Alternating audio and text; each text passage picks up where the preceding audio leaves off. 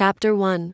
The silent Patronthi diner's fluorescent lights buzzed like dying wasps, casting harsh shadows across cracked vinyl booths and scratched formica tables. Elena wiped down the counter for the third time that hour, her movements mechanical, practiced. Outside, rain hammered against the windows, turning the Portland street into a blur of neon and darkness. She'd been working the graveyard shift at Rosie's Diner for 6 months now, ever since the scandal had made her old life impossible. Former teacher sleeps with married principal. The headline had been a lie, but truth mattered less than spectacle. Her career, her reputation, her carefully built world, all of it had crumbled in 72 hours. Now she poured coffee for insomniacs and counted tips in a place where nobody knew her name or cared about her past. The bell above the door chimed at 2:47 a.m. Elena looked up from the coffee pot, her practiced smile already forming. Then it froze. The man who entered moved like water, fluid and deliberate.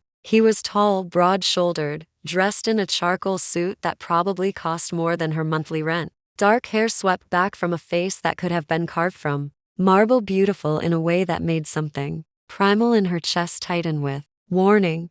But it was the boy behind him who made Elena's breath catch. He couldn't have been more than 16, slight and pale, with the same aristocratic features as the older man, but softer, unfinished. His eyes were downcast, his posture hunched as though trying to disappear inside his expensive coat. When the man gestured toward a corner booth, the boy moved silently, never meeting anyone's gaze. They sat. The man opened a leather-bound book. The boy stared at the table, his hands clasped so tightly his knuckles showed white. Elena grabbed her order pad and approached. As she drew closer, she noticed details that shouldn't have registered, but did. Neither of them had come in from the rain, yet their clothes were bone dry. The older man's skin had an almost luminous quality in the harsh light, as though lit from within. And when he glanced up at her approach, his eyes were the color of old gold. "Good evening," she said, her voice steady despite the strange electricity prickling along her spine. "Can I get you something?" The man's gaze swept over her, assessing, measuring. For a moment she felt pinned like a butterfly under glass. Then his expression shifted into something that might have been amusement. "Coffee. Black." His voice was cultured, faintly accented British, maybe, or something older. "The boy won't be eating." Elena nodded, but her attention had already shifted to the teenager. He sat rigid, his jaw clenched, and she recognized that particular brand of invisible anguish. She'd seen it in her students before, the ones who suffered in silence because speaking felt impossible. "And for you?" she asked gently, directing the question at the boy. He didn't respond, didn't even acknowledge she'd spoken. The man's lips thinned. "I said he won't be." Elena held up one hand, her movements careful and deliberate. Then she signed. "Can you hear me?" The boy's head snapped up, his eyes the same unsettling gold as his companion's went wide with shock. For 3 heartbeats he simply stared at her. Then slowly, hesitantly, his hands moved. "You know sign language?" "I used to teach deaf students." Elena signed back. "Would you like something? Hot chocolate? Tea?" A smile ghosted across the boy's face, so brief she might have imagined it. His hands moved again, more confident now. "Hot chocolate, please." "1 coffee and 1 hot chocolate," Elena said aloud, meeting the older man's gaze with a challenge she couldn't quite explain. Coming right up, she turned and walked back to the counter, feeling their eyes on her back. Her hands trembled slightly as she poured coffee, heated milk, stirred in chocolate powder. Around her, the other late-night regulars, a trucker, 2 college students, an elderly woman sat hunched over their phones or staring into middle distance. None of them looked at the corner booth. It was as though the 2 newcomers existed in a pocket of space the world had agreed to ignore. When Elena returned with their order, the boy's eyes tracked her like a lifeline. She set the hot chocolate in front of him with a smile, then placed the coffee before the man with more care. "Thank you," the man said quietly. Something in his voice had changed. The edge of dismissal had softened into something else. Curiosity, perhaps, or wariness. The boy's hands moved. "What's your name?" "Elena," she signed. "Yours?" "Kieran." He hesitated, then gestured toward the older man. "This is my father, Cassius." Cassius. The name settled over her like a shadow, ancient and heavy with unspoken weight. "It's nice to meet you both," Elena said aloud, because it felt important to include sound, to anchor this strange moment in normalcy. Cassius inclined his head, the gesture somehow regal despite their surroundings. When he picked up his coffee cup, Elena noticed his hands' long fingers, pale skin, and something else. No rings, no watch, but faint marks circling both wrists like old scars. Or shackles. She should have walked away then, returned to the counter, to her safe routine of pouring coffee and avoiding connection. But Kieran was signing again, his movements eager. Nobody's talked to me in weeks. Not since we moved here. People don't usually know sign language, Elena signed back, keeping her expression neutral even as her heart twisted. But that's their loss. Kieran's smile this time was real, transforming his face from haunted to almost beautiful. Cassius watched the exchange with an intensity that made Elena's skin prickle. He seemed to be weighing something, calculating odds she couldn't guess. You're very kind, Cassius said finally. Kindness is rare, especially toward those who are different. There was something in the way he said different, a weight of meaning that suggested more than a deaf teenager. Elena met his golden eyes and felt the world tilt slightly, as though she stood at the edge of a precipice she couldn't see. Everyone deserves kindness, she said simply. Outside, the rain intensified. Inside the diner, fluorescent lights buzzed. And in the corner booth, Cassius smiled a slow, dangerous expression that sent ice sliding down Elena's spine. Indeed, he murmured. Perhaps you'll remind me of that when the time comes. Chapter 2. The invitation. Elena returned to the counter, but her mind remained trapped in that corner booth. Something about Cassius and Kieran pulled at her, not just curiosity, but recognition. She knew what it felt like to be invisible, to move through spaces where people looked past you as though you'd already ceased to exist. The diner emptied gradually. The trucker left at 3:15. The college students stumbled out 20 minutes later, laughing about an exam. By 4 a.m., only the elderly woman remained, dozing over cold tea, and the strange pair in the corner. Elena refilled Cassius's coffee twice. Each time, Kieran signed small conversations about the rain, about Portland, about nothing and everything. His father watched these exchanges with an expression Elena couldn't decode. Not disapproval exactly, but something more complex. Concern perhaps, or fear. A T for 30, Cassius's phone buzzed. He glanced at the screen, and his jaw tightened almost imperceptibly. When he looked up, his golden eyes had gone cold. We need to leave, he said to Kieran, his voice low and urgent. Kieran's hands moved in protest. But now, the single word carried such command that Elena felt it from across the room. Kieran's face shuddered, all the brief joy draining away. He stood mechanically, pulling his coat tight. Cassius rose with that same fluid grace, extracting a leather wallet. He placed $200 bills on the table, far more than their modest order warranted. Keep it, he said when Ellen approached. Then, quieter, you have a gift for seeing what others overlook. That's dangerous, Elena. Be careful who you show it to. Before she could respond, he was moving toward the door, Kieran trailing behind like a shadow. But at the threshold, the boy turned back. His hands flashed quickly. Will you be here tomorrow night? Elena found herself nodding. Every night. Graveyard shift. Kieran's smile was sad, knowing. Father won't let me come back. He never does. When people are kind, then he was gone, the door swinging shut behind them. Through the rain-streaked window, Elena watched them disappear into the darkness. Not toward the parking lot, just into the shadows themselves, as though the night had swallowed them whole. She stood there for a long moment, that strange electricity still crackling under her skin. The money on the table seemed to pulse with warning. The next night, Elena arrived at Rosie's with coffee already humming in her veins and exhaustion dragging at her bones. She'd barely slept, her mind replaying gold eyes and silent conversations and the way Cassius had moved to smooth, too precise, like something mimicking human motion without quite achieving it. You're losing it, she told herself, as she tied her apron. They're just a rich family with a deaf kid. Stop making fairy tales. But when the door chimed at 2:47 a.m., the exact same time as the previous night, her heart kicked against her ribs. Cassius entered first,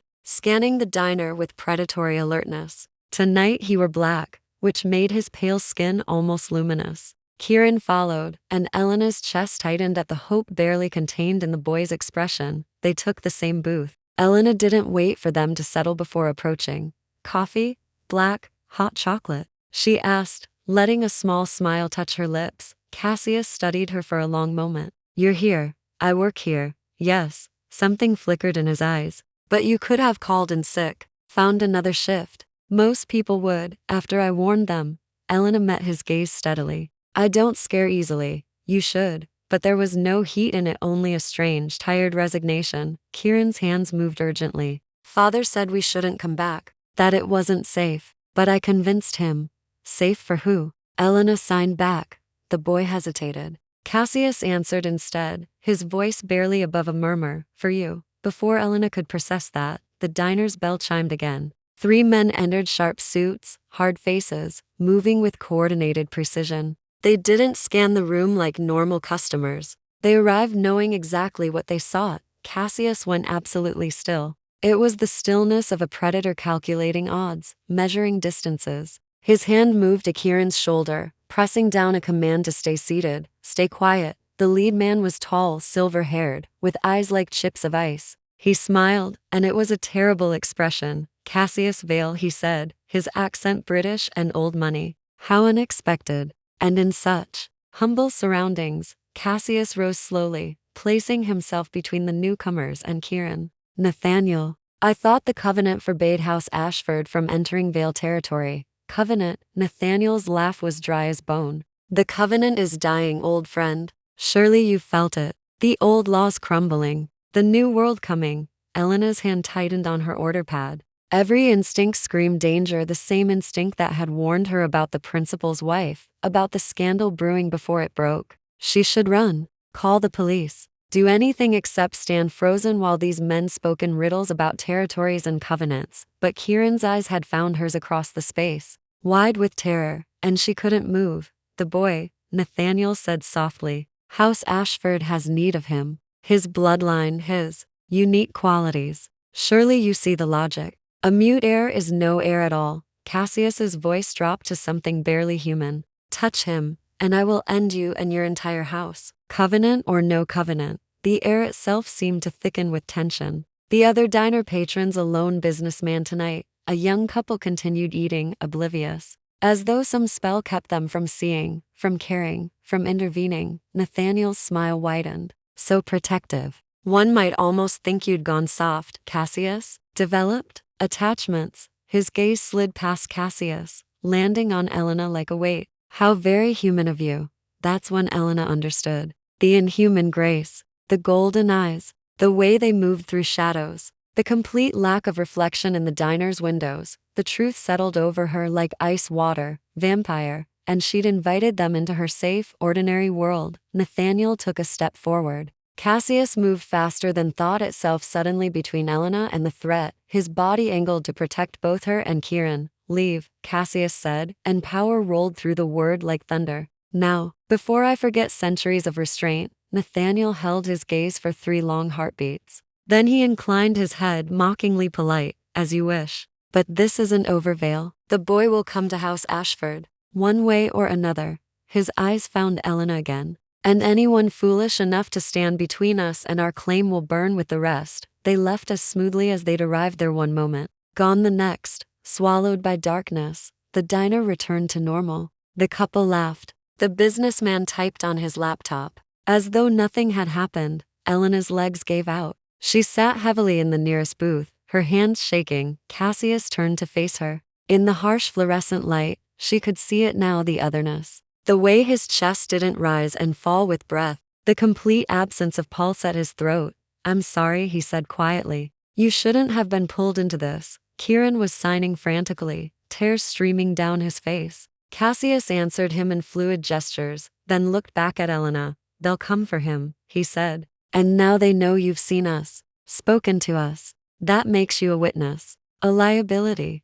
Elena forced her voice steady. What are you? Exactly what you're thinking. His golden eyes held hers. And you need to disappear, Elena. Tonight, leave Portland. Change your name. Forget you ever met us. She should have agreed. Should have run screaming. Instead, she heard herself say, Where will you go? Cassius blinked, clearly not expecting the question. Somewhere safe. Until I can negotiate with House Ashford. Or destroy them. You need somewhere to hide. Elena's mind was racing now, adrenaline sharpening thought. Somewhere they won't look.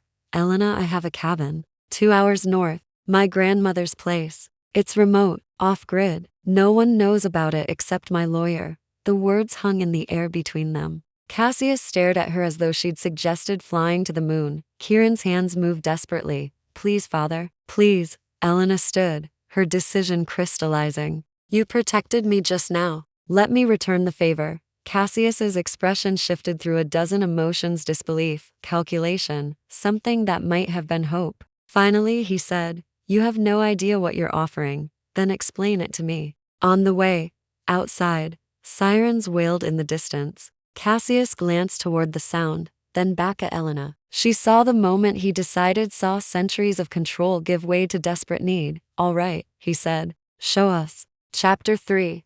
The cabin in the Woodselness car rattled along the mountain road, headlights carving tunnels through pre-dawn darkness. Rain had given way to mist that clung to the evergreens like spider silk. In the rearview mirror, she caught glimpses of Cassius in the back seat, perfectly still, inhumanly motionless, with Kieran pressed against his side. Her hands gripped the steering wheel too tight. Every rational thought screamed that she'd lost her mind. She'd invited vampires into her car, was leading them to the one place in the world that still felt like sanctuary. But Kieran's terrified face kept flashing through her memory. The way those men had spoken about him, like property, like a thing to be claimed. "Turn left at the next marker," she said, her voice too loud in the silence. Cassius shifted, the first movement he'd made in 40 minutes. "You're afraid." It wasn't a question. Elena met his eyes in the mirror, gold reflecting her headlights like an animal's. "Wouldn't you be?" "Yes."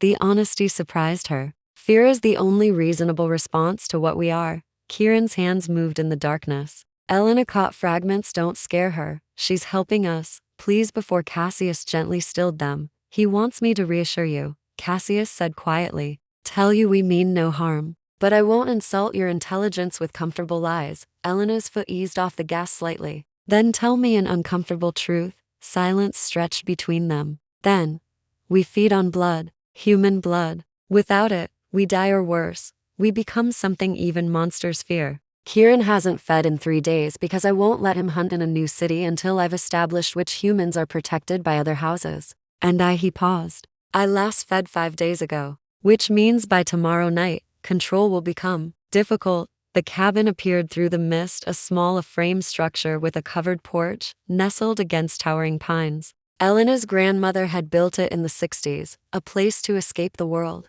Now it would shelter the world's nightmares. She parked and killed the engine. The silence felt immense. "There's no electricity," she said, forcing her voice steady. "But there's a generator, firewood, and supplies. No neighbors for 3 miles. And the windows." She hesitated. "The windows have blackout curtains. My grandmother had migraines." Cassius absorbed this information with that eerie stillness. Then he opened the door and stepped out, scanning the surroundings with predatory alertness. Satisfied, he helped Kieran from the car. The boy looked exhausted, his pale face almost translucent in the growing dawn. When Elena unlocked the cabin door, he stumbled inside gratefully. The interior smelled of cedar and dust. Elena moved through familiar motions, lighting oil lamps, checking the water pump, pulling thick curtains across windows. Behind her, Cassius explored the space with careful precision, examining every corner, every shadow. "The bedroom is through there," Elena said, gesturing.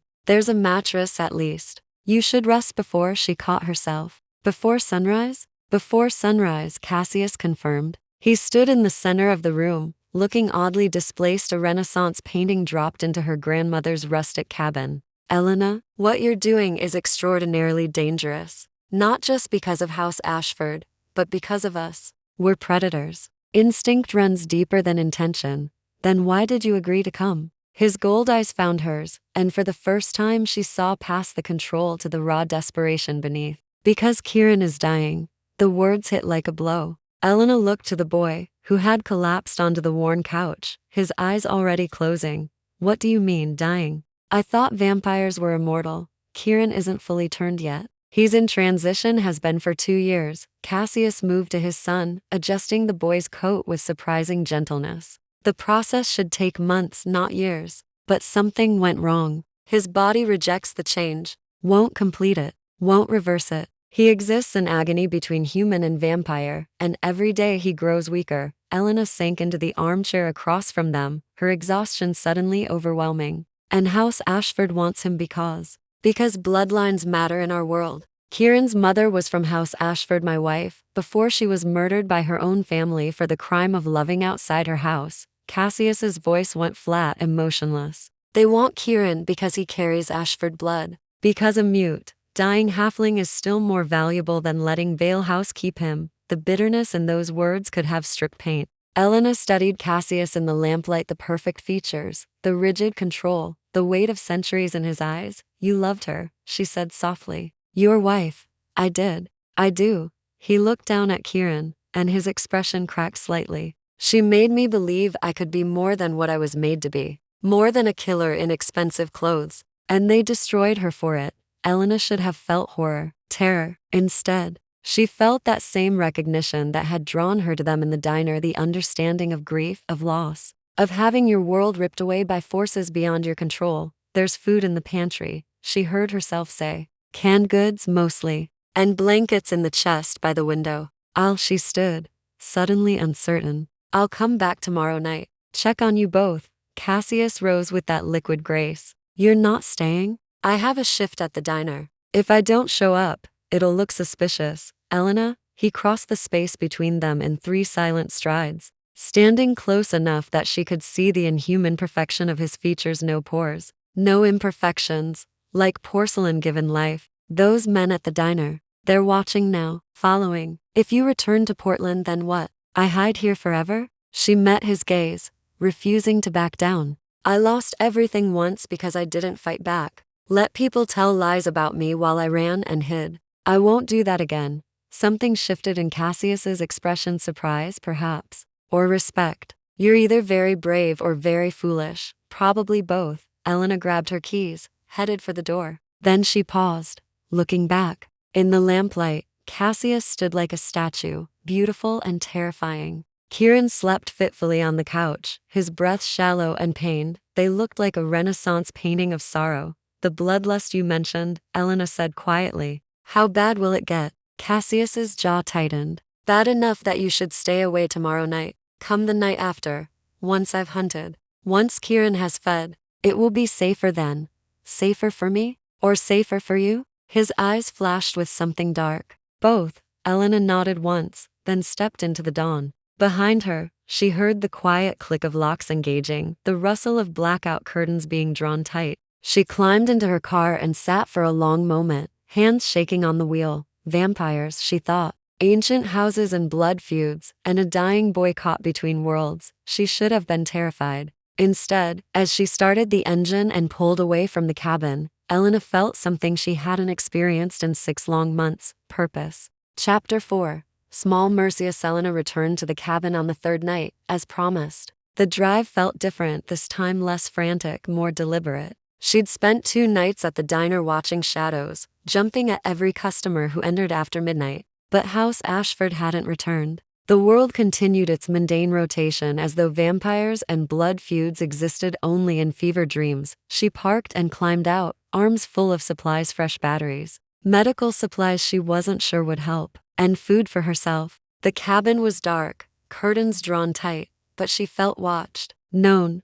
Before she could knock, the door opened. Cassius stood in the threshold, backlit by lamplight. He looked different, steadier, less brittle. He'd hunted then, fed. The thought should have revolted her. Instead, she felt only relief that he hadn't starved himself into something dangerous. Elena, her name and his accent sounded like music, old and formal. You came back. I said I would. She stepped inside, and he closed the door behind her with careful precision. The cabin felt warmer now, lived in. Someone had organized the space, books stacked neatly, blankets folded, firewood arranged by size. Kieran sat cross-legged on the floor near the fireplace, a sketchpad balanced on his knees. He looked up when Elena entered, and his smile was genuine, reaching his eyes. You're here. He signed, setting aside the pad. I promised. Elena signed back, setting down her bags. How are you feeling? Kieran's expression flickered, something between gratitude and pain. Better. Father made me feed.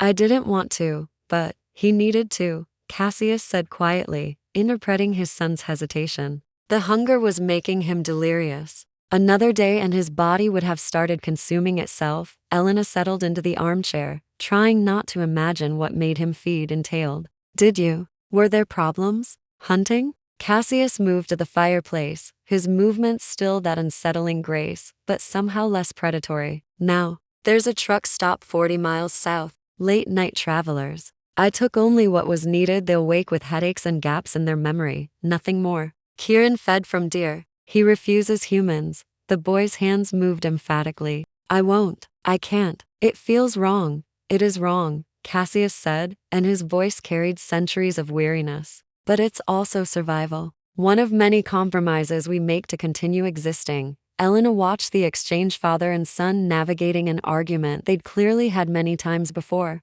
There was love there, fierce and protective, but also frustration. Grief for a choice Kieran would eventually have to make. Tell me about the transition, Elena said, redirecting. Why hasn't Kieran completed it? Cassius was quiet for a long moment, staring into the fire. When he spoke, his voice was measured, careful. Vampire transformation requires 3 things: draining the human to death's edge, feeding them vampire blood, and the human's absolute will to survive the agony of rebirth. Most don't survive. Those who do wake change faster, stronger, immortal. The process takes 3 days. But Kieran's been dying for 2 years. Cassius's jaw tightened. His mother was murdered when he was 14, throat cut in front of him by her own brother. The trauma rendered him mute. Then House Ashford came for him, and in the struggle he was mortally wounded. I had seconds to decide, let him die human, or try to save him. He saved me, Kieran signed, his movements fierce.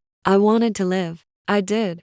But your body fights the change, Elena said softly, understanding dawning. The trauma, physical and emotional, it's trapped you between states. Cassius looked at her with something like surprise. Yes, exactly. Most vampires don't understand. They see weakness, failure. But you.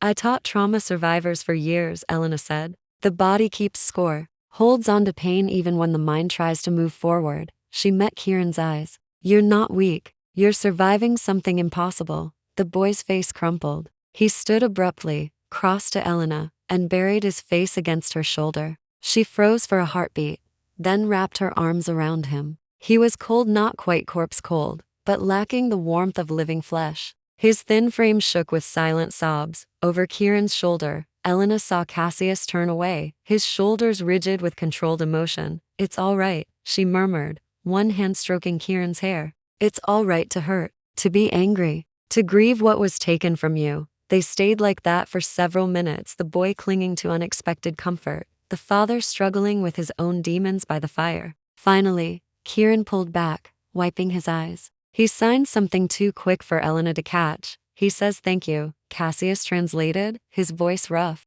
And that you're the first person in 2 years to tell him he's not broken. Elena's throat tightened. He's not. Neither of you are. Cassius turned then, and the look in his eyes stole her breath, raw, vulnerable, stripped of centuries of armor. You keep surprising me, Elena. Most humans would have run screaming, or tried to kill us. But you. He shook his head slowly. You see us. I see people in pain, she said simply. The vampire part is just context. A sound escaped him, not quite a laugh, but close. Context. God, if only the houses saw it that way. He moved to the couch, sitting with careful deliberation. We have rules, you know. Rigid, ancient rules. Houses don't mix bloodlines. Vampires don't form attachments to humans except as food sources. We certainly don't accept help from mortals, or show them weakness, and yet here you are, Elena said. Here I am. His gold eyes held hers. Breaking every law I've upheld for 3 centuries. Because my son is dying, and you offered kindness without asking for payment. Kieran had retrieved his sketch pad and was drawing again, his expression peaceful for the first time since Elena had met him. She watched his pencil move across paper, quick, confident strokes building into an image. What's he drawing? She asked. Cassius glanced over, and something softened in his face. You, at the diner. The moment you first signed to him. He paused. He has perfect visual memory. Can reproduce any moment he's witnessed in exact detail. It's his gift, the one thing the transition enhanced rather than destroyed. Elena stood, moving to look over Kieran's shoulder. The drawing was extraordinary, her own face rendered in precise detail, captured in a moment of gentle attention as she signed. But it was the background that made her breath catch. The other diner patrons were barely sketched, ghost-like. Only she and Kieran existed in full dimension, as though the rest of the world had faded to irrelevance. That's how he saw it, Cassius said quietly. How he sees you. As someone real in a world that treats him like a shadow. Elena swallowed hard against the emotion rising in her chest. Can I stay? She asked. Just for tonight? I'm tired of that empty apartment. And as she met Cassius's eyes, I think we all need to not be alone right now. She expected refusal. Expected him to cite danger, impropriety, any of a dozen logical reasons to send her away. Instead, Cassius simply nodded. Stay, he said. We have nowhere to be until darkness falls again. And the truth is, his voice dropped lower. I'm tired of being alone too. Chapter 5.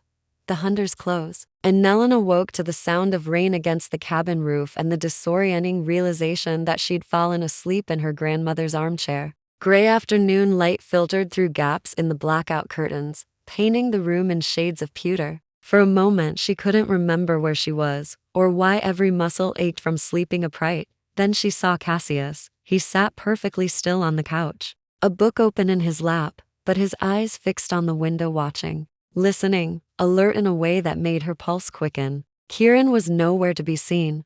What's wrong? Elena asked, her voice rough with sleep. Cassius's gaze shifted to her, and she saw the tension in every line of his body. They found us. Not the cabin yet, but they're close. I can feel them the way one predator senses another in their territory. Elena sat up fully, adrenaline burning away the last fog of sleep. House Ashford? 3 of them. They've been circling since dawn, searching in ever-tightening spirals. His jaw clenched. I sent Kieran to the root cellar an hour ago. If they breach the cabin, he's to remain hidden no matter what happens. The casual way he said, no matter what happens, as though his own death was merely tactical consideration, sent ice through Elena's veins. She stood, moving to the window, careful not to disturb the curtains. How long until sunset? She asked.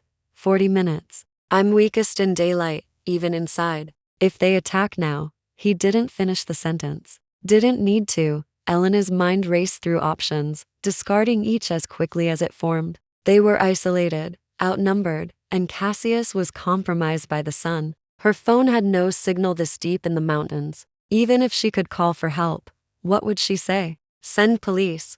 There are vampires hunting us? There's a hunting rifle, she said suddenly. In the storage shed. My grandfather's. I don't know if bullets would. Silver bullets kill us. Regular ones hurt, but don't permanently damage. Cassius set aside his book with careful precision. But the rifle might buy time. Where's the shed? 20 yards behind the cabin. But you can't go out there. Not in daylight. I'm not sending you out there alone. He rose, moving to stand beside her. This close, she could see the strain. The daylight caused him a tightness around his eyes, a pallor even beyond his usual deathly white. We'll go together. Quickly, Elena grabbed her coat, hands shaking as she zipped it. Cassius watched her with that unsettling intensity, as though memorizing her features. If something happens to me, he said quietly, take Kieran and run. Don't stop. Don't look back. There's a safe house in Vancouver House Morgan territory. They have no love for Ashford. Tell them Cassius Vale invokes the dead of Crimson Harbor.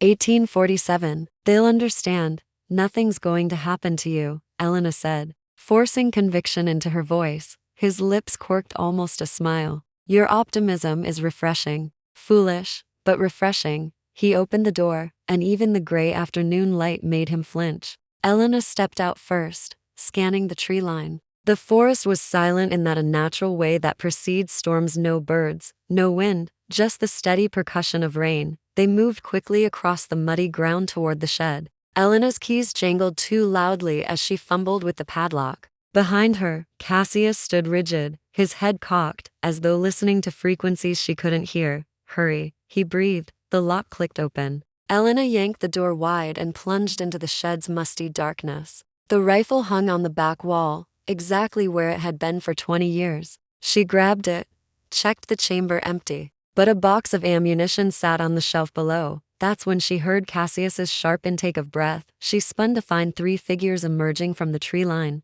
They moved with that same predatory grace as Cassius, beautiful and terrible, dressed in dark clothes that blended with shadows. The silver-haired man from the diner led them, his smile cold as December. "Cassius Vale," Nathaniel called out, his voice carrying effortlessly across the distance. "Hiding in a mortal's hunting shed. How the mighty have fallen." Cassius stepped fully into the daylight, placing himself between the approaching vampires and the shed. Elena saw him shudder with pain, saw smoke begin to rise from his exposed skin, not burning, but the suggestion of it. Potential energy waiting to ignite. "The Covenant forbids daytime attacks," Cassius said, his voice steady despite the agony he must be experiencing. "Even Ashford isn't desperate enough to violate that law," Nathaniel laughed. "The Covenant is dead, old friend. Dead as the world that birthed it. We're entering a new age, one where strength matters more than dusty traditions." He gestured to his companions. "Take him. Non-lethal. The boy must watch his father kneel before he's claimed."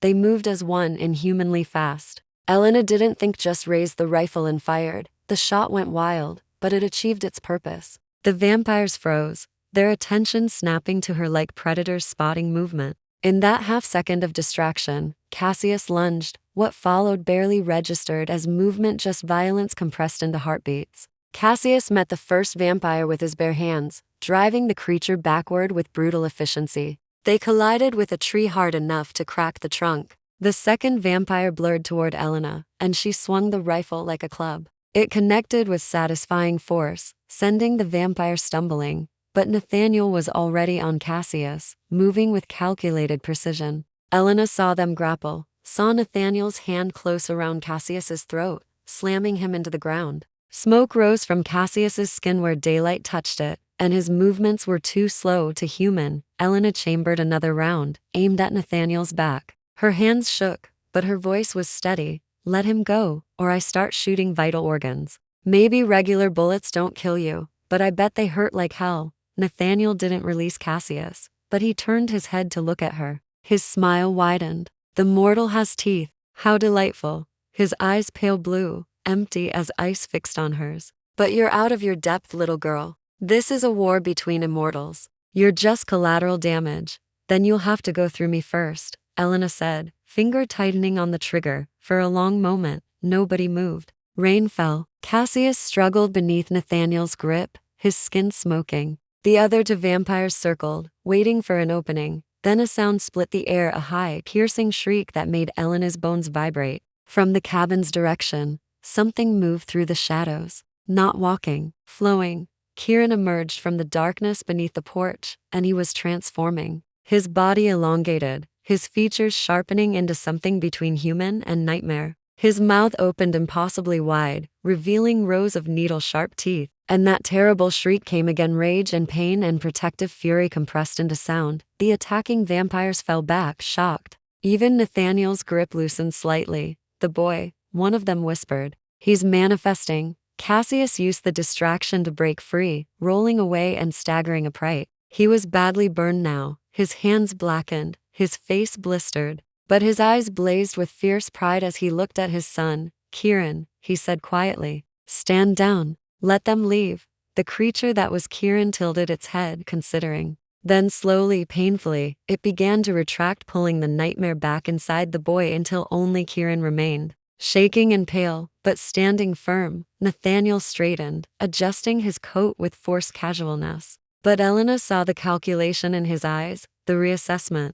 "This isn't over," he said softly. "The boy's manifestation only proves his value. House Ashford will have him, Vale, and your mortal pet will die screaming for her interference." Then they were gone, simply absent, as though they'd never been there at all. Cassius collapsed. Elena dropped the rifle and ran to him, catching his shoulders as he fell to his knees. His skin was charred, peeling, his breathing ragged. "Inside," he gasped. "Get me inside." Together, Elena and Kieran dragged Cassius back to the cabin. The moment he crossed the threshold into shadow, he began to heal, skin knitting together, burns fading to pink then pale. But the damage had been severe. He lay on the couch, eyes closed, trembling with the effort of regeneration. Kieran signed frantically, tears streaming. "I'm sorry. I should have stayed hidden. I made it worse. You saved us," Elena said firmly, catching his hands. "You were brave. So incredibly brave." Cassius's eyes opened, focusing on his son. When he spoke, his voice was rough but steady. She's right.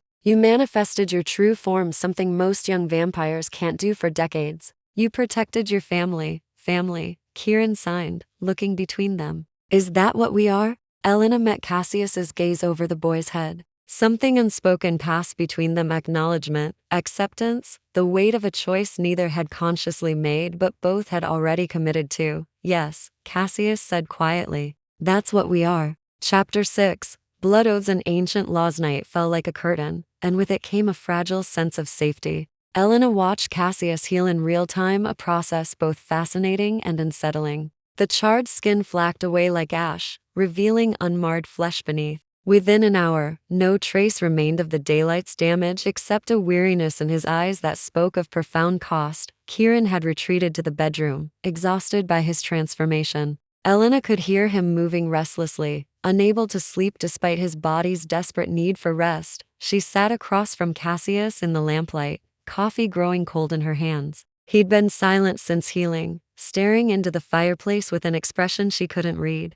Tell me, she said finally. Tell me what we're really facing. No more half-truths. Cassius looked at her for a long moment, as though weighing how much truth she could bear. Then he began to speak, his voice low and measured. We are not random monsters. Elena, we're organized, governed. There are 7 great houses in North America, each controlling territory. Each bound by the Covenant, a set of laws written in 1644 when too many vampires had created too much chaos and humans began organizing witch hunts. He stood, moving to the window, his back to her. The Covenant established rules. No killing humans indiscriminately. No turning humans without permission from your house. No entering another house's territory without formal negotiation. No revealing our nature to mortals. And most importantly, no warfare between houses. Disputes are settled through councils, mediators, blood oaths, but Nathaniel said the Covenant is dying. Elena said, it is. Cassius's shoulders tensed. For 3 centuries it held. But the modern world is eroding. Technology makes us more visible. Human population growth makes feeding territories harder to maintain. And some houses, House Ashford among them, believe the old ways are obsolete. They want to rule openly, to stop hiding. Elena set down her coffee, her hands clenching. And Kieran, where does he fit into their plans? Cassius turned, and his expression was bleak. Bloodlines carry power, Elena. Not just metaphorically literal power. The older the line, the stronger the vampire. House Ashford's bloodline goes back to the 1200s. House Vale's to the 1400s. When my wife and I married, we violated a fundamental law. Bloodlines don't mix. The houses keep their power pure, concentrated. But you loved her. I loved her. The words came out raw. Catherine was everything the vampire world isn't: compassionate, curious, believing in change. We met at a Covenant council in 1875. She argued for modernizing our laws to protect humans better. I argued for stricter territorial boundaries. We debated for 3 hours, and by the end I was utterly lost. Despite everything, Elena smiled. That sounds like the beginning of a terrible romance novel. A ghost of humor touched his lips. It was. We courted in secret for 20 years, married in defiance of both our houses. For 60 years we lived in exile, moving between territories, belonging nowhere. Then Kieran was born, the first mixed-blood vampire child into centuries. Elena's breath caught. That's why they want him. He carries both bloodlines, Ashford and Vale. If he survives the transition, if he reaches full power, Cassius's hands clenched at his sides. He could be stronger than any vampire alive. And whichever house controls him controls a weapon that could shatter the Covenant entirely. He's not a weapon, Elena said fiercely. He's a child, I know. Cassius's voice broke slightly. But they'll never see him that way. To them, he's a resource, a tool. When Catherine's brother murdered her, it was to sever Kieran's tie to his Ashford heritage, to traumatize him so completely he'd never be whole enough to claim his birthright. But I saved him, turned him, and now both houses want him. Ashford to reclaim their blood, Vale to strengthen their line. Elena stood, moving closer. What does House Vale want? Your own house? I was exiled when I married Catherine. Declared dead to them. Bitterness edged his words. But exile doesn't erase bloodline. If I return with a dying son, They'll debate for months whether to acknowledge him or destroy him as an abomination. Either way, Kieran loses. The pieces were falling into place, a picture of impossible choices and ancient hatreds. Elena thought of the boy sleeping in the next room, trapped between warring immortals who saw him as property. There has to be another way, she said. Some law, some loophole. There is one. Cassius met her eyes. Blood oath. If a vampire swears protection over a mortal or half-turned vampire in front of witnesses from 3 houses, that oath becomes covenant law. The protected cannot be claimed, harmed, or turned without breaking sacred covenant.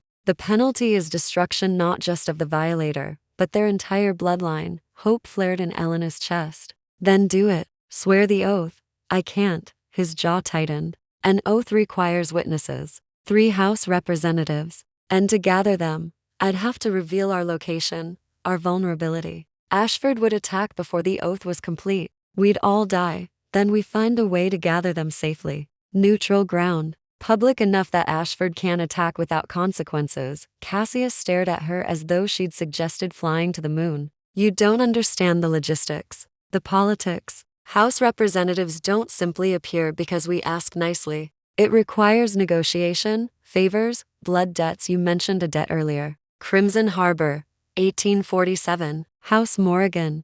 Elena crossed her arms. What was that? Cassius went very still. When he spoke again, his voice was careful. There was a fire. A human orphanage threatened. I pulled 12 children from the flames, a violation of non-interference laws, but I did it anyway. One of those children grew up to marry into House Morrigan. They've owed me a debt for 178 years, then call it in. Get them to witness the oath.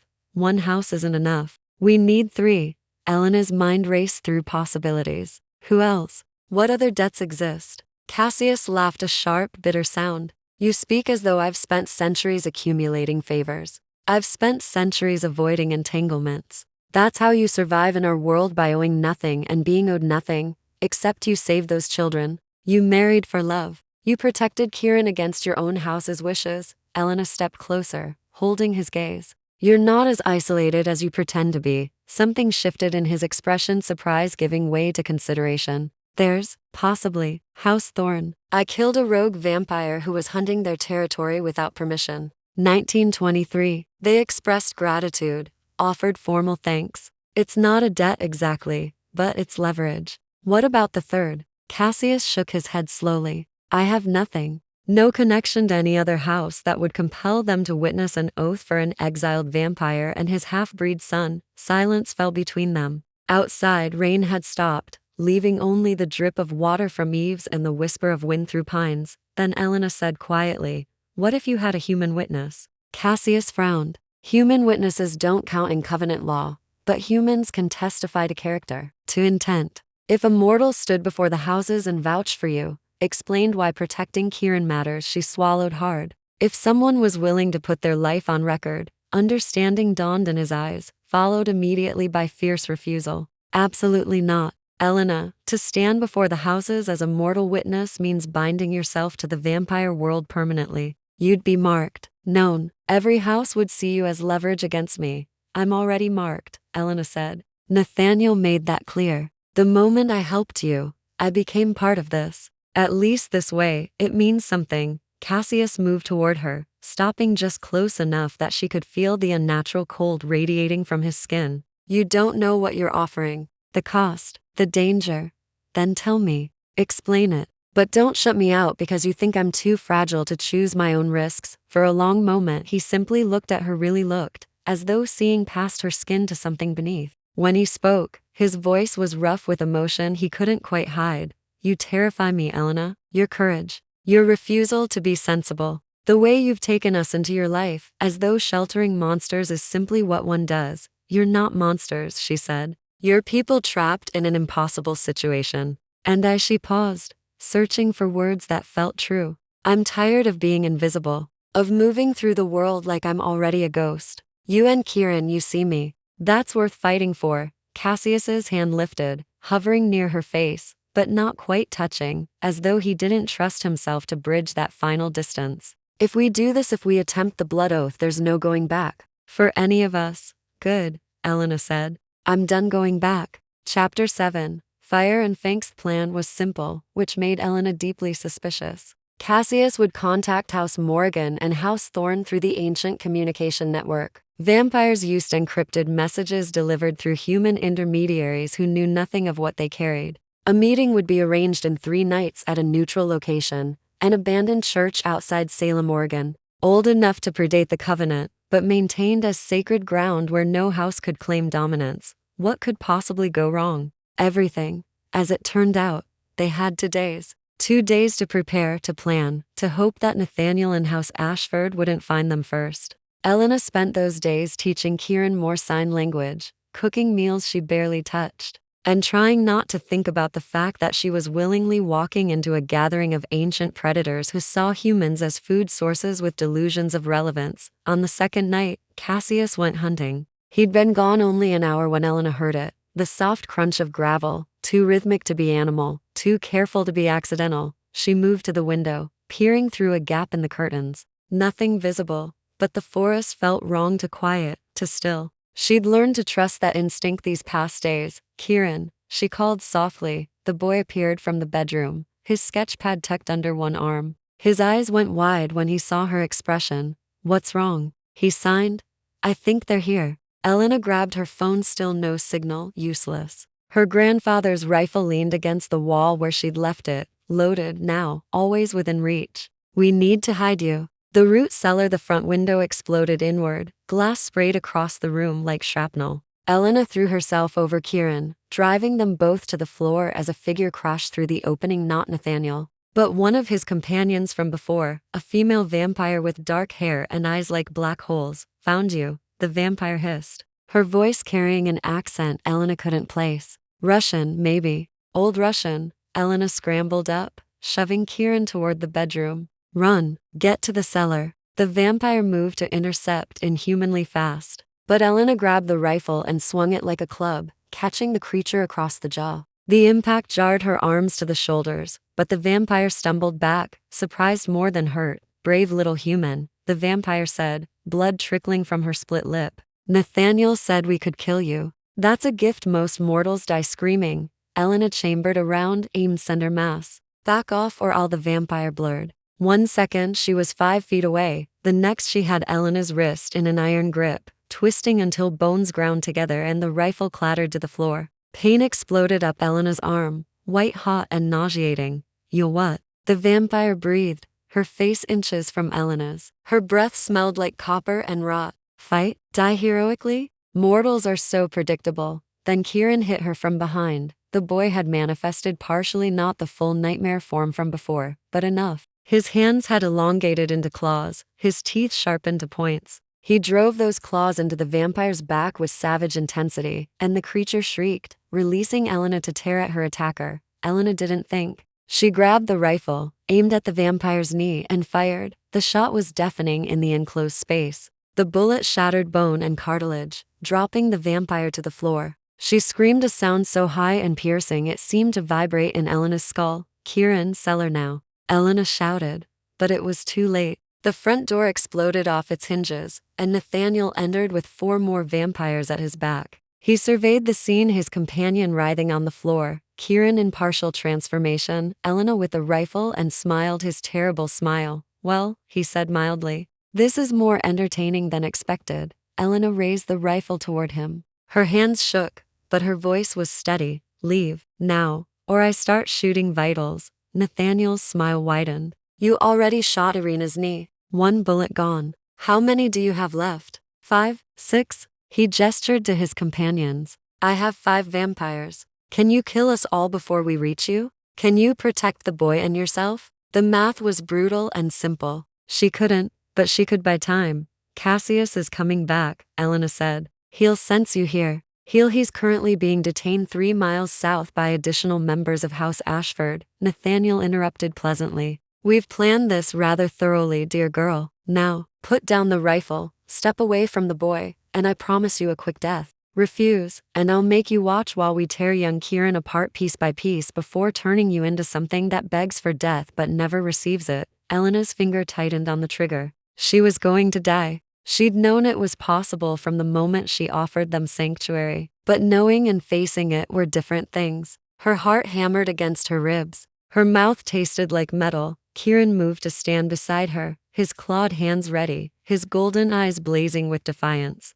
He signed quickly, "Together. We fight together, together," Elena whispered. Nathaniel sighed as though genuinely disappointed. "So be it. Take them. Alive if possible. Dead if necessary. Either way, the boy comes with us." The vampires moved as one. Elena fired twice, hit one in the chest, grazed another's shoulder. Then they were on her, too fast to track. Claws raked across her arm, drawing lines of fire. Hands grabbed her shoulders, her hair, dragging her backward. She kicked, bit, fought with every ounce of strength, and then the cabin exploded with light, not daylight. Something else. Something ancient and furious and absolutely deadly. Cassius stood in the doorway, and he was burning. Not with fire, but with power, gold light pouring from his eyes, his hands, his mouth. The vampires recoiled, hissing, shielding their faces. "You dare," Cassius said, and his voice resonated with layered harmonics that made Elena's teeth ache. "You dare attack what is under my protection." He moved like lightning given form. The first vampire disintegrated before Elena could even process the movement, just there one moment, and ash the next. The second tried to flee. Cassius caught her by the throat and drove his hand through her chest, ripping out something dark and pulsing that dissolved into smoke. Nathaniel backed toward the door, his confidence finally cracking. "You can't sustain that form. The power drain will kill you, then I'll die killing you," Cassius snarled. The remaining vampires fled, dragging their wounded with them. Only Nathaniel remained, and his eyes had gone cold with calculation rather than fear. "This isn't over, Vale. The Covenant Council meets in 6 months. We'll present our claim formally, legally, and they'll award us the boy because the law is on our side. Mixed bloods belong to the maternal house. You've delayed the inevitable." Nothing more. Then he too was gone, vanished into the night. Cassius's light extinguished. He swayed, caught himself against the doorframe. Blood, actual red human blood, leaked from his nose, his ears. Whatever power he'd summoned had cost him dearly. Elena stumbled to his side, catching him as he fell. Kieran was there too, his transformation receding, leaving only a terrified boy. Together they lowered Cassius to the floor. "Elena," he gasped. "Your arm." She looked down. 3 deep claw marks scored her forearm, bleeding freely. The pain was distant, shock muting it to background noise. "I'm fine," she lied. "What about you?" "That power, old magic, forbidden, costs years of life each time it's used." He laughed weakly. "I may have just shortened my immortality by a century. Worth it though." Kieran was signing frantically, his face streaked with tears. Cassius reached up, cupping his son's face with a bloodied hand. I know. I'm all right. We're all right." His eyes found Elena's. But Nathaniel was right. "We've only delayed them. In 6 months, when the council convenes, they'll take Kieran legally. Unless we complete the blood oath first," Elena finished. "We need to move up the timeline. Contact the houses tonight. Arrange the meeting for tomorrow." Cassius struggled to sit up. "No more waiting. No more preparation. We do this now, or we lose everything." Elena looked at the destroyed cabin, shattered windows, blood on the floor, furniture overturned. Then at Kieran, still shaking. Finally, at Cassius, ancient and powerful and bleeding human blood because he'd burned something essential to save them. "Tomorrow," she agreed. "We end this tomorrow." Chapter 8. The weight of Koasesthi left the cabin at midnight, abandoning Elena's grandmother's sanctuary to smoke and ruin. There was no time to salvage anything beyond essentials: clothes, documents, the blood-stained rifle. Elena took one last look at the place that had sheltered her grief for 6 months, now desecrated by violence, and felt nothing. Numbness had settled over her like frost. Cassius drove her car with Elena beside him, Kieran curled in the back seat. None of them spoke. The silence felt heavy, oppressive, filled with everything they couldn't say. Elena's arm throbbed where the vampire had clawed her. Cassius had bandaged it with surprising gentleness, his cold fingers steady against her feverish skin. The wounds weren't deep enough to be life-threatening, but they burned with an intensity that seemed wrong, as though the vampire's touch had left poison behind. "Does it hurt?" Cassius asked quietly, his eyes on the dark road. "Yes, no point lying." "What did she do to me?" "It feels like acid."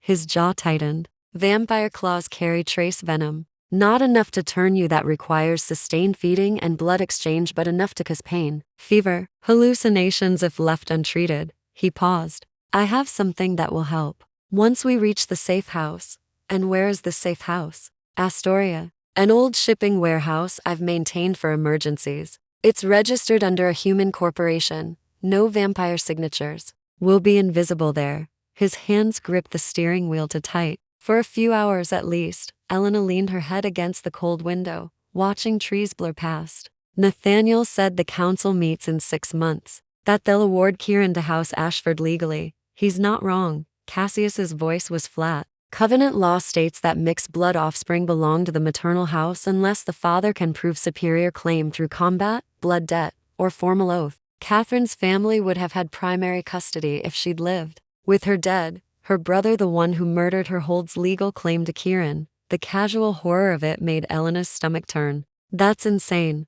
That's vampire law. We're not human, Elena. Our justice doesn't account for morality, only power and precedent. He glanced in the rearview mirror at his sleeping son. The blood oath is our only chance. If I can swear protection before 3 house witnesses, it supersedes custody claims. Kieran becomes legally mine until he reaches full maturity and can choose for himself. How long until full maturity? For a normal vampire? 50 years after turning. For Kieran, Cassius's expression darkened. If he ever completes the transition, perhaps a century. His mixed blood makes everything unpredictable. A century. The number sat in Elena's mind like a stone. Kieran would still be a child legally, practically long after Elena had grown old and died. The disparity between mortal and immortal timelines hit her with sudden, visceral force. What happens to me? She asked quietly. After the oath. Assuming we survive it. Cassius was silent for a long moment.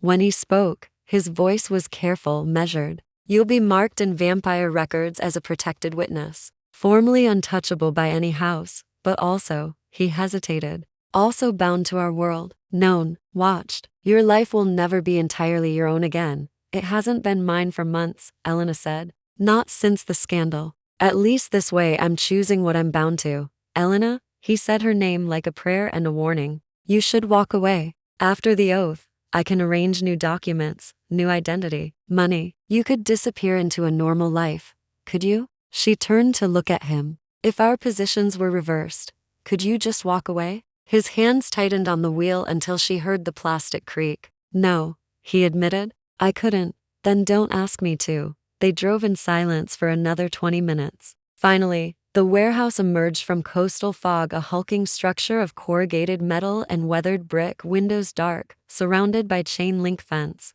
Cassius pulled around back, entered a code on a rusted keypad, and a loading bay door ground open. Inside, the warehouse was surprisingly maintained. Furniture sat beneath dust covers. A generator hummed in the corner. Cassius carried Kieran to a makeshift bedroom, while Elena stood in the center of the vast space, feeling suddenly, crushingly exhausted. When Cassius returned, he carried a small wooden box. Sit, he commanded gently. Elena sank onto a covered couch. Cassius knelt before her, opened the box to reveal vials of dark liquid and clean bandages. He carefully unwrapped her bloody arm, and Elena hissed at the pain. This will hurt worse before it helps, he warned, uncorking a vial. The smell was astringent, medicinal, with an undertone of copper. It's made from vampire blood mixed with medicinal herbs. Old recipe. Very old. He poured it directly onto the wounds. Elena bit back a scream as fire erupted across her skin, burning, cleansing, excruciating. Tears streamed down her face. Cassius held her arms steady with inhuman strength, his expression carved from stone. I'm sorry, he murmured. I'm so sorry. The pain crested, then began to fade. When Elena finally looked down, the wounds were still there, but smaller, the edges already knitting together. The burning sensation had been replaced by a cool numbness. Better? Cassius asked. Elena nodded, not trusting her voice. He began bandagging the arm with gentle precision, his cold fingers oddly soothing against her feverish skin. You didn't have to stay, he said quietly, focused on his work. At the cabin, when Nathaniel attacked, you could have run, should have run.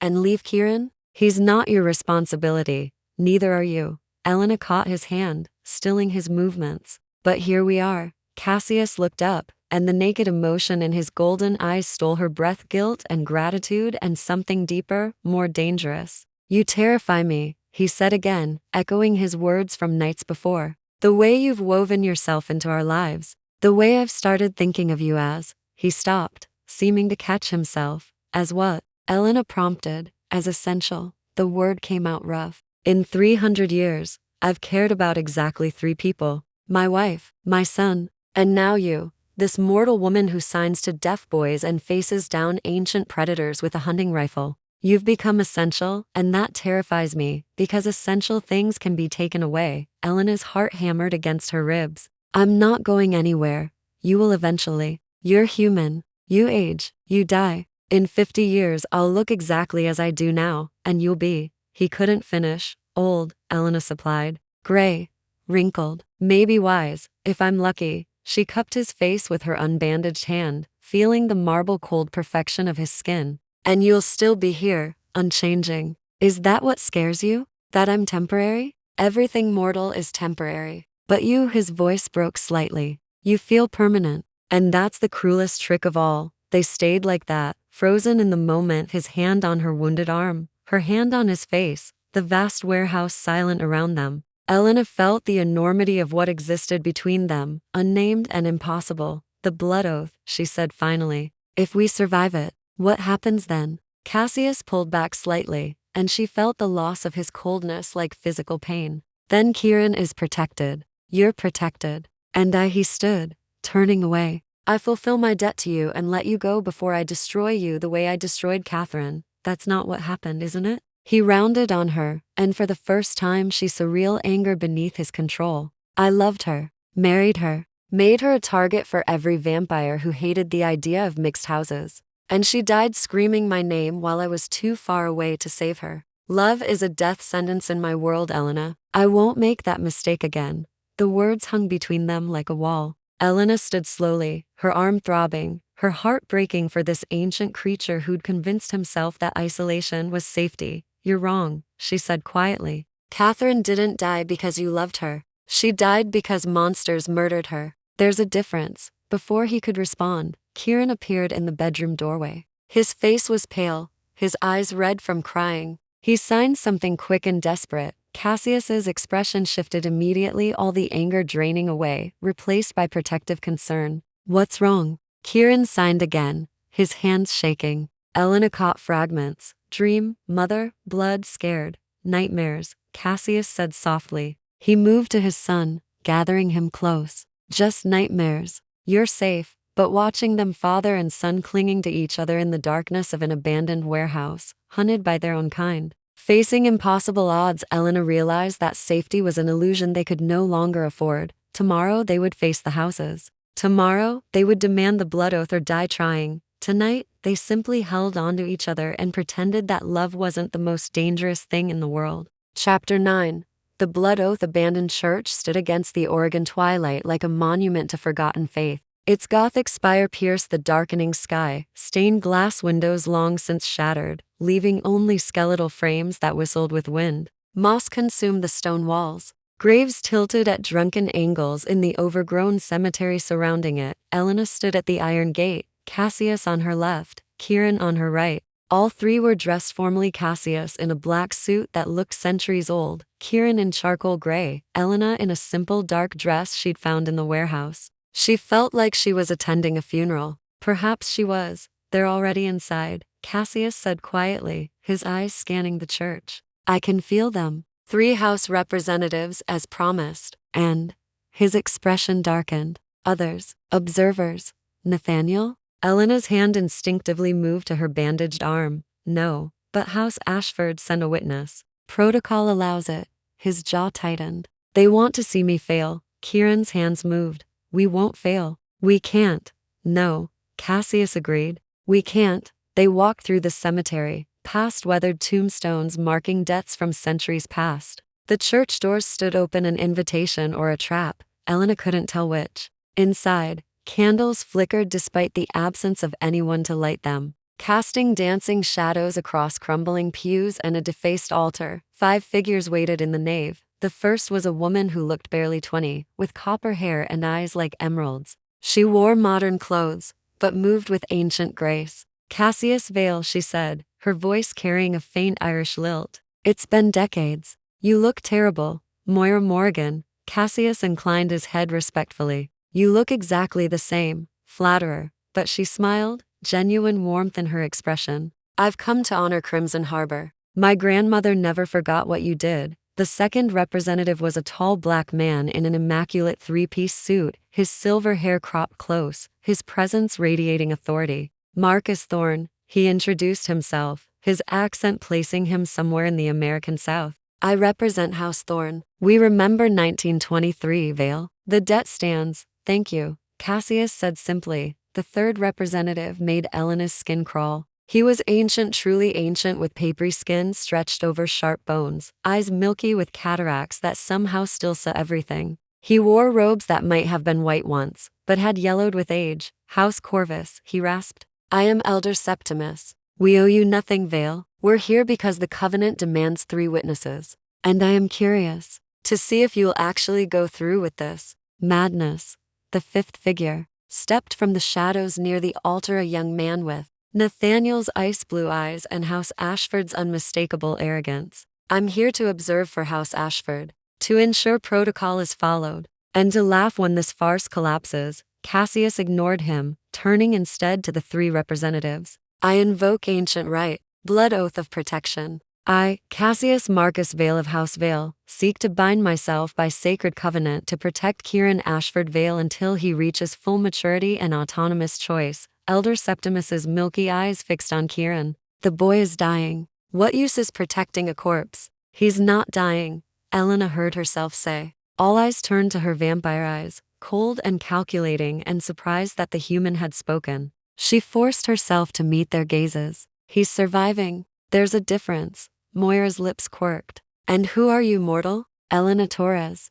She hesitated. I'm their witness, their advocate. Humans don't speak at covenant proceedings, the Ashford observer said dismissively. Then maybe your proceedings need updating, Elena shot back. You want to claim Kieran like he's property, but none of you have bothered to ask what he wants. He's a person, not a bloodline, to be managed. Silence fell across the church. Marcus Thorne's eyebrows rose. Moira looked intrigued. Elder Septimus made a sound that might have been a laugh or a death rattle. Bold, Septimus wheezed. Foolish, but bold. Very well. Let the mortal speak. This should be entertaining. Cassius shot Elena a look half warning, half gratitude. She stepped forward, acutely aware that she was the only living thing in this space, the only heartbeat among the dead. I've known Cassius and Kieran for 8 days, she began. Not long by your standards. But in those 8 days, I've watched a father do everything in his power to protect his son. I've watched a boy fight to survive a transition that's killing him while still finding moments of joy, of hope. I've seen them hunted, attacked, nearly destroyed, and through it all, they've chosen compassion over cruelty. She turned to look at Kieran, who watched her with those luminous gold eyes. Kieran is brave. He's kind. He signs to me about art and music, and hopes he'll never voice aloud because his body won't let him. He's not a weapon or a resource. He's a child who deserves to be protected, not claimed. Pretty words, the Ashford observer sneered. But covenant law is clear. Mixed bloods belong to the maternal house. Emotion doesn't overrule precedent. Then your precedent is barbaric, Elena said flatly. The temperature in the church dropped 10 degrees. Cassius tensed beside her. But Marcus Thorne laughed a deep, rumbling sound. She has fire, this one, he said. I like her. Very well, Vale. Let's hear your formal oath. Make it count. Cassius stepped forward, bringing Kieran with him. Father and son stood before the 3 representatives, and Cassius began to speak in a language Elena didn't recognize, something old and rhythmic. Latin mixed with something older still. Then he switched to English, his voice resonating through the church. I swear by blood and bone, by darkness and eternity, by the covenant that binds us all, I will protect Kieran Ashford Vale as my own flesh, my own soul. No harm shall reach him through my failure. No house shall claim him against his will. I stake my immortality, my bloodline, my very existence, on this oath. Let it be witnessed. Let it be bound. Let it be law. He bit his own wrist, fangs emerging with predatory speed, and let dark blood well up. Then he pressed the wound to Kieran's forehead, marking him with a crimson symbol. The church exploded with light, not visible light, something else. Something that existed in a spectrum Elena's human eyes weren't meant to perceive, but somehow did. Golden threads erupted from Cassius, weaving through the air, wrapping around Kieran in intricate patterns. The boy gasped, his back arching, and for a moment his entire body became translucent, showing the war raging inside him. Vampire and human locked in eternal struggle, then the light imploded, rushing back into both of them. Kieran collapsed. Cassius caught him, lowering them both to the stone floor. Moira stepped forward, her hand glowing with that same otherworldly light. She pressed her palm to the symbol on Kieran's forehead. House Morrigan witnesses and binds this oath. Marcus followed, his touch carrying the weight of centuries. House Thorn witnesses and binds this oath. Elder Septimus shuffled forward last, his ancient fingers like dry twigs against Kieran's skin. House Corvus witnesses and binds this oath. He paused, those milky eyes fixed on Cassius. It is done. The boy is yours by covenant law. May you not regret this choice in the centuries to come. The Ashford observer's face had gone white with rage. This isn't over. House Ashford will appeal to the full council. Let them, Marcus said, his voice carrying steel. The oath is bound. To break it means war with 3 houses. Even Ashford isn't that stupid. The observer spat on the ground, a gesture of contempt, and vanished into shadow. Elena let out a breath she didn't know she'd been holding. It was done. They'd actually done it. Cassius looked up from where he knelt with Kieran, and the exhaustion in his face was profound. But so was the hope. Thank you, he said to the 3 representatives. All of you. Moira smiled. Don't thank us yet, Vale. You've made powerful enemies tonight, but, she glanced at Elena, you've also found unexpected allies. Guard them well. Then the 3 representatives departed, dissolving into mist, shadow, and cold wind. Elena and Cassius were left alone with Kieran in the ruined church, surrounded by flickering candles and the weight of ancient law. Is he all right? Elena asked, moving to them. Cassius was checking Kieran's pulse, his brow furrowed. The oath took more out of him than expected. His hybrid nature made the binding complicated, but yes, he'll survive. I'm fine. Kieran signed weakly, his eyes fluttering open. That was intense. That's one word for it, Elena said, relief flooding through her. Cassius stood slowly, pulling Kieran up with him. He looked at Elena for a long moment, and something passed between them, understanding, gratitude, and something neither dared name. We should go, he said finally. Before House Ashford sends more than an observer.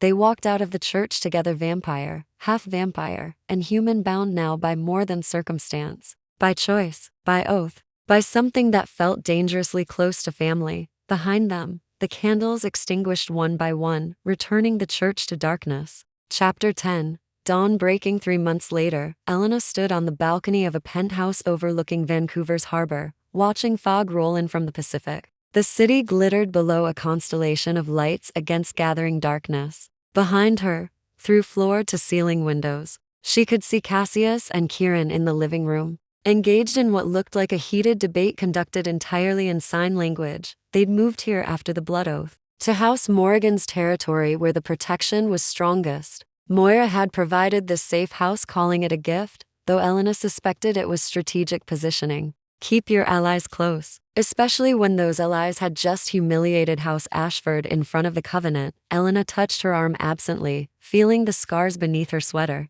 They'd healed into thin silver lines, marks that would fade with time but never fully disappear. Physical proof that she'd crossed a threshold she could never uncross. The balcony door opened. Cassius stepped out, closing it behind him with careful precision. He'd taken to wearing more casual clothes these past months. Tonight, it was dark jeans and a black sweater that made his pale skin almost luminous in the city lights. Kieran wants to know if you're coming back inside, he said. Apparently my interpretation of the romantic poets is criminally boring, and he needs your perspective. Elena smiled. Tell him I'll be in soon.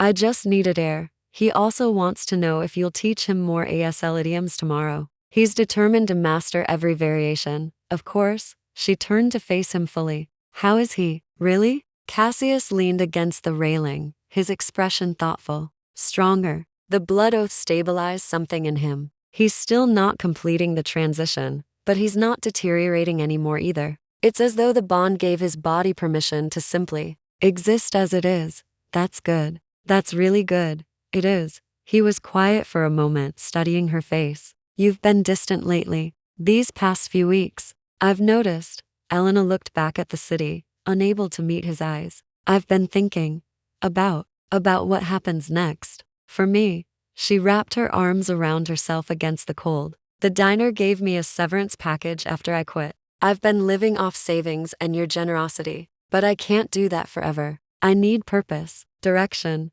You have purpose here, Cassius said quietly. With us? Do I? Elena finally looked at him. Kieran is safe now, protected by covenant law. You don't need me anymore. Something flashed in his golden eyes, hurt, quickly controlled. Is that what you think? That you were only ever a means to an end? Wasn't I? Cassius moved closer, and Elena's breath caught at his proximity. Even after 3 months, his nearness still affected her, made her heart race, her skin prickle with awareness. You were never just useful, Elena. You became. He stopped, seeming to search for words. You became necessary, essential, the thing I couldn't imagine existing without. That's not fair, Elena whispered. You're immortal, Cassius. I'm not. In 50 years you'll be 74 and I'll look exactly as I do now. Yes, we've established this. His jaw tightened. But you're asking the wrong question. What's the right question? Not how long you'll live, but how you want to spend the time you have. He reached out, his cold fingers brushing her jaw with devastating gentleness. I've lived 3 centuries, Elena. Most of it feels like sleepwalking through other people's lives. But these past 3 months with you and Kieran, this feels like waking up. Like remembering what it means to be more than just a predator in expensive clothes. Elena's throat tightened. I scare you. You said so yourself. You terrify me, he agreed. But I'm tired of letting fear dictate my existence. Catherine taught me that love was possible. You're teaching me that it's worth the risk. The word hung between them, love. Neither had said it before, both dancing around the reality of what had grown between them in the crucible of danger and survival. I'm not asking you to turn me, Elena said carefully. I don't want immortality. I just want what? Tell me what you want. I want to matter. To be part of something bigger than my own small life. I want to teach again, maybe deaf students, maybe trauma survivors, maybe both. I want to help Kieran continue healing. And I want. She met his eyes. I want to see where this goes. With you. However long I have. Cassius's expression cracked, centuries of control giving way to raw emotion. I can't protect you from aging, from death, from the fundamental tragedy of mortality. I don't need you to. I just need you to be honest about what you want. He pulled her closer, and Elena went willingly, her human warmth meeting his immortal cold. I want you, he said roughly, for however long we have. I want to wake up to your heartbeat. I want to watch you teach my son things I never could. I want to learn what it means to build something real, instead of just surviving century after century. Then that's what we'll do. Elena rose on her toes, pressing her forehead to his. No promises of forever, just now, today, tomorrow, as many days as we get. That's terrifying, Cassius murmured. Good. You need to be terrified occasionally. Keeps you humble. He laughed, a real laugh, unfettered by caution or control. Then he kissed her. His lips were cold but gentle, tasting of copper and night air, and something indefinably ancient. Elena melted into him, human heat meeting vampire cold. Mortality embracing immortality in the space between heartbeats. When they finally broke apart, both breathing hard though only Elena's breath mattered, Cassius rested his forehead against hers. Partnership, he said, not possession. You set the boundaries. You choose the pace. Partnership, Elena agreed. The balcony door burst open. Kieran stood there, his face split by a grin, his hands moving frantically. Finally, I thought you two would dance around each other forever. How long have you been watching? Cassius demanded, but his tone was amused rather than angry. Long enough. Kieran bounded over, pulling them both into an enthusiastic hug. We're really doing this? Staying together? All 3 of us? Elena looked at Cassius over Kieran's shoulder. The vampire's expression was soft, unguarded, more human than she'd ever seen him. He nodded slightly. Yes, Elena said, signing as she spoke. All 3 of us. For as long as it works, it'll work. Kieran signed emphatically. We're family now. The oath proved it. The oath proved covenant law, Cassius corrected gently. This he gestured to encompass the 3 of them. This is something else. Something we're choosing. They stood together on the balcony, vampire father, half-turned son, mortal woman watching night settle over Vancouver. Behind them, the penthouse glowed with warm light. Below them, The city thrummed with life. Around them, the vampire world watched and waited. But for now, the threat was distant. I'm enrolling at the university, Elena announced. Starting next semester. Education degree with a focus on special needs and trauma recovery. Cassius raised an eyebrow. Ambitious. I've been hiding long enough. Time to build something new. She squeezed Kieran's hand. And someone needs to help this one learn calculus once his homeschooling catches up to higher math. Father is terrible at math. Kieran signed with obvious glee. I'm 300 years old. Mathematics has changed 17 times since I learned it. Cassius protested. They bickered and laughed. And Elena felt something settle in her chest, not quite peace, but close, purpose, belonging, the sense that she'd finally found her place in a world that had seemed determined to reject her. 6 months ago, she'd been invisible, a ghost haunting a diner, numbing herself with routine and coffee and the safety of not mattering to anyone. Now she stood between two vampires who saw her, needed her, loved her in their own complicated ways. What happens when House Ashford comes back? She asked quietly. We face them together, Cassius said simply. As we face everything now, Kieran's hands moved. They won't win. We're stronger than them. We have something they don't. What's that? Elena asked. Each other. Simple words but true. House Ashford had power, ancient bloodlines, covenant backing. But they fought for possession, for tradition, for control. Elena's strange little family fought for love, and in the end, she thought, as she stood between vampire father and half-turned son, watching darkness claim the city below, in the end, love was the most dangerous weapon of all, the kind that changed centuries of law with 8 days of kindness, the kind that made immortals remember what it meant to be human, the kind that turned a broken woman, an exiled vampire, and a dying boy, into something no covenant law could define or destroy, a family, chosen, protected, whole. Epilogue. Year later, Elena stood in a university lecture hall, teaching 20 students the fundamentals of sign language and deaf education. Kieran sat in the back row, officially enrolled as a 16-year-old with excellent forged documents, sketching the lecture in perfect detail while simultaneously absorbing every word. Tonight, they returned to the penthouse, where Cassius waited with dinner for Elena and blood supplies for Kieran. They'd established a rhythm: human days and vampire nights, mortality and immortality learning to coexist. House Ashford had appealed the blood oath twice. Both times, the covenant upheld it. Nathaniel had disappeared after the second failed appeal, and rumor suggested House Ashford was fracturing from within, old guard fighting new, tradition battling change. The end.